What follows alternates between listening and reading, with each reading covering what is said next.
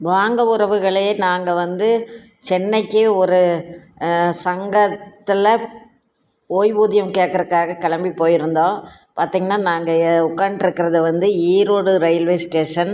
நாங்கள் ஒரு 8 மணிக்கெல்லாம் ரயில்வே ஸ்டேஷன் போயிட்டோம். மறுபடியும் கொஞ்சம் பேர் வருவாங்க அப்படிங்கிறக்காக நாங்கள் காத்துக்கிட்டு அங்கே உட்காந்துட்டு இருந்தோம். அந்த டைமில் இந்த ஃபோட்டோ இந்த வீடியோஸ் எல்லாம் எடுத்தது. இது ஈரோடு ரயில்வே ஸ்டேஷன் இல்லை, இது சென்னை. நாங்கள் நைட்டு ட்ரெயின் ஏறி காலையில் 4 மணிக்கு கொண்டு சென்னையில் சென்ட்ரலில் இறக்கி விட்டுட்டாங்க. அதுக்கப்புறம் நாங்கள் எல்லாருமா சேர்ந்து போய் அங்கேயே குளிச்சுட்டு துணியெல்லாம் மாற்றிட்டு கிளம்பி அப்புறமா போனோம். நாங்கள் போனபோது யாருமே வரல. அதுக்கப்புறமா தான் கொஞ்சம் கொஞ்சம் பேராக வந்தாங்க. பார்த்திங்கன்னா 8 மணிக்கே போலீஸு எல்லாம் காவலுக்கு நிறைய பேர் போலீஸ் எல்லாம் வந்துட்டாங்க. அப்புறம் அங்கேயே ஒரு கடை இருந்துச்சு. சாப்பிட்டுட்டு அப்புறம் எந்த இடத்துல கூட்டம் நடக்குதோ அந்த இடத்த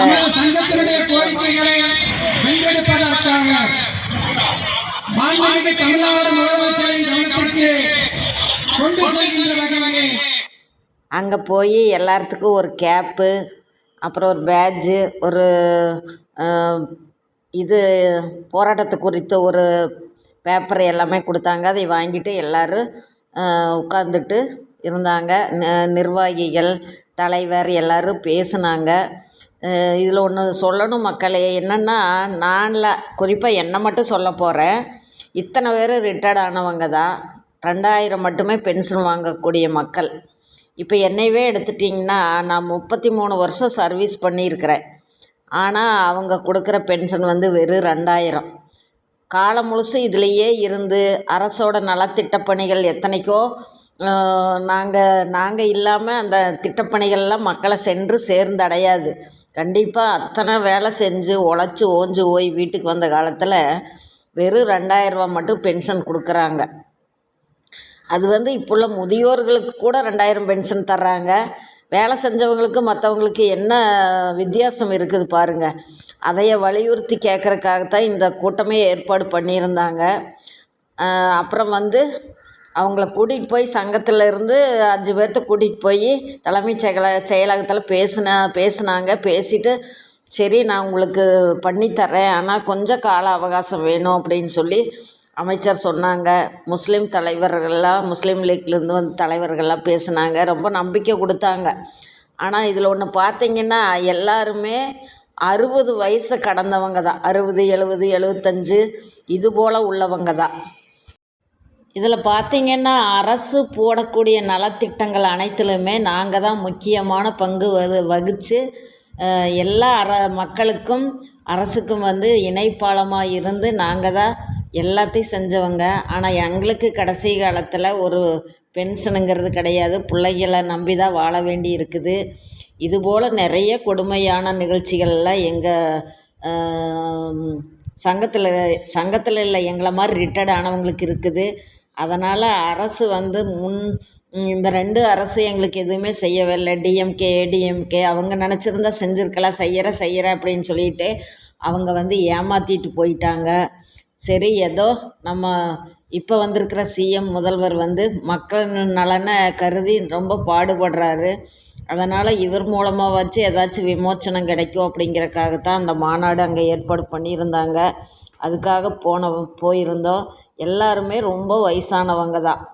அதனால் சிஎம் இதைய கொஞ்சம் கருத்தில் கொண்டு தனி கவனம் எடுத்து எங்களுக்கு ஏதாச்சும் ஒன்று பண்ணணும் அப்படின்னு சொல்லிட்டெல்லாம் நிறைய பேர் சங்கத்தில் பேசுனாங்க. அப்புறம் முஸ்லீம் லீக்லேருந்து ஒருத்தர் பேசினார். நிறைய பேர் அந்தந்த பகுதியிலேருந்து தமிழ்நாடு எங்கும் இருந்து எல்லோரும் வந்திருந்தாங்க. எல்லோரும் பேசுனாங்க. அப்புறம் ஒரு 5 பேர்த்த மட்டும் கூப்பிட்டு தலைமைச் செயலகத்தில் வச்சு அதிகாரிகள் பேசியிருக்காங்க. செய்கிறோம் உங்களுக்கு, ஆனால் கொஞ்சம் கால அவகாசம் வேணும் அப்படின்னு சொல்லியிருக்காங்க. அதனால் அப்புறம் மத்தியானம் சாப்பாடு அங்கே கொடுத்தாங்க. காலையில் டீ, தண்ணி வேணுங்கிற அளவு கொண்டாந்து கொடுத்தாங்க. அப்புறமா கூட்டத்தில் பேசிகிட்டே இருந்தாங்க.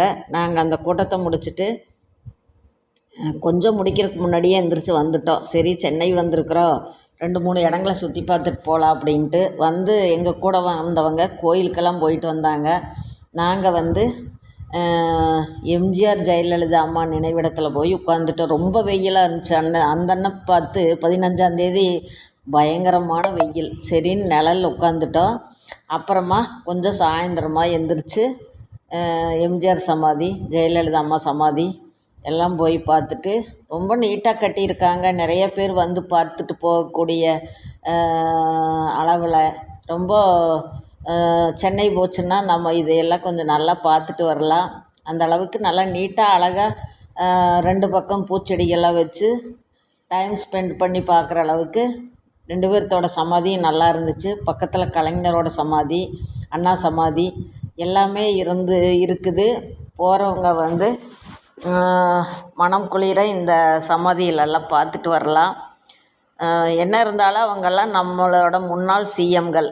அதனால் போய் அதையெல்லாம் பார்த்துட்டு கடைசியில் நாங்கள் வந்து பக்கத்துலேயே மெரினா பீச் இருந்ததுனால மெரினா பீச்சுக்கு போனோம். ஆனால் நான் அங்கே எந்த வீடியோவும் எடுக்கலை.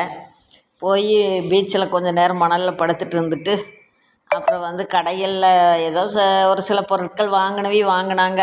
நாங்களாம் ஒன்றும் வாங்கலை. சரின்னு ஜெயலலிதா அம்மா ஃபோட்டோ கிட்ட எல்லாம் இருந்து ஃபோட்டோலாம் எடுத்தாங்க. நிறைய ஃபோட்டோ வீடியோஸ் எல்லாம் எடுத்தாங்க. நானும் ஏதோ கொஞ்சம் எடுத்தேன். அந்த கொஞ்சம் எடுத்ததை வச்சு தான் உங்களுக்கு இந்த வீடியோவில் போட்டிருக்கேன். அதிகமாக நான் வீடியோலாம் எடுக்கலை. அப்புறம் ஆனால் நல்ல ஒரு என்ஜாய்மெண்ட்டாக இருந்துச்சு. தமிழக சிஎம் வந்து எங்களை தனி கவனம் செலுத்தி எங்களுக்கு ஏதாச்சும் ஒன்று கண்டிப்பாக பண்ணியே ஆகணும், பண்ணுவார் அப்படிங்கிற நம்பிக்கை எல்லாத்துக்குமே இருக்குது. எல்லோரும் நம்பி தான் வந்திருக்காங்க, நம்பி பேசிட்டு வந்தாங்க. ஆனால் சிஎம் எங்களை கைவிட மாட்டார் அப்படிங்கிற நம்பிக்கை எங்களுக்கு இவர் மேலே இருக்குது. நிறைய பேர் சோத்துக்கு கூட வழி இல்லாமல் இருக்கிறவங்க இருக்கிறாங்க.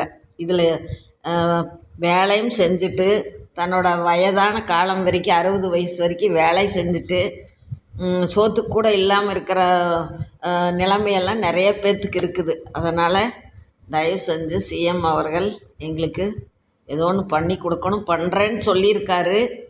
ஒரு 6 மாதமோ என்னமோ போகட்டும், அதுக்கப்புறம் நான் உங்களுக்கு பண்ணித்தரேன்னு சொல்லி அமைச்சர் சொல்லியிருக்காங்க. அமைச்சர்கள் வந்து சிஎம் கிட்ட எடுத்து சொல்லி உங்களுக்கு ஃபேவராக நாங்கள் பண்ணித்தர்றோம் அப்படிங்கிற மாதிரியெல்லாம் சொல்லியிருக்காங்க. அந்த ஒரு மன திருப்தியோடு சென்னையில் சுற்றி பார்த்துட்டு நாங்கள் நைட்டு 11 மணிக்கு ட்ரெயின், அதுக்கப்புறம் ரயில்வே ஸ்டேஷன் போய் ட்ரெயின் ஏறி நாங்கள் ஈரோடு வந்து விடியற்கால 6 மணிக்கு வந்து சேர்ந்துட்டோம் நேற்றுக்கு. அப்புறம் நேற்றுக்கு வந்ததுனால கொஞ்சம் உடம்பெல்லாம் அலுப்பாக இருந்ததுனால நேற்றுக்கு ஒன்றும் பண்ண முடியல. சரின்னு அப்படியே படுத்தாச்சு. ஒரு கோரிக்கை வச்சதுன்னா தானே நமக்கு அதனோட பலன் கிடைக்கும். பார்த்திங்கன்னா நாங்கள் ஒரு 4 பேர் ஒட்டுக்காவே இருந்தோம். அங்கெல்லாம் ஃபோட்டோலாம் எடுத்துகிட்டு ரொம்ப ஜாலியாக தான் என்ஜாய் பண்ணிட்டு வந்தோம். பார்த்திங்கன்னா அதை பேப்பரில் போட்டிருக்காங்க பாருங்கள்.